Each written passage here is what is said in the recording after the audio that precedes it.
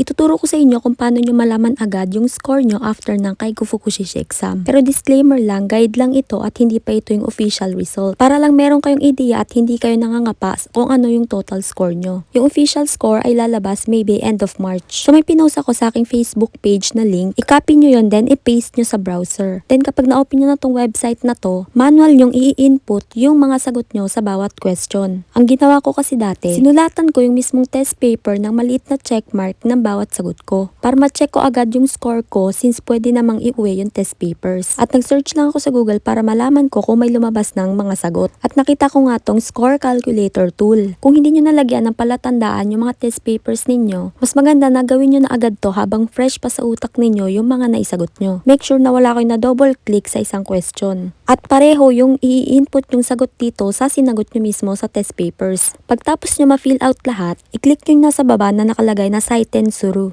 Then lalabas na yung total score nyo, pati yung score nyo per subject. Kapag may nakuha kayong 0 kahit isa sa subject na yan, ibig sabihin ay failed na yung part na yan. Kagaya dito na kahit mataas yung score niya pero may 0 yung part A, ibig sabihin ay failed yung part A at kailangan mong i-retake next year. So kahit ma-reach mo yung total passing score, kailangan pasado ang score mo sa lahat ng subject. Yung dating patakaran sa Kaigo Fukushishi exam, once mag-failed ka sa isang subject ay i-retake mo lahat yan. Pero dahil binago na nga nila ngayon, yung part lang na nag-failed ka ang i-retake mo. Kapag may mali kang nai-input na sagot ay i-click mo lang tong Kaito o Shusei Suru. Then babalik ka dito at ayusin mo lang ulit yung sagot mo. Then click mo na lang ulit yung nasa pinakaibaba na Shusei Suru. Then marirecalculate na ulit yung score. Dito nyo rin makikita yung mga score na mga past exams. Naglalaro sa 70 to 78 yung passing score. Kung 2024, yun yung pinakamababa which is 67 points. Kaya kailangan natin talagang hintayin yung official result para malaman natin kung ano talaga yung passing score. At dito sa pinakababa makikita nyo yung mga tamang sagot.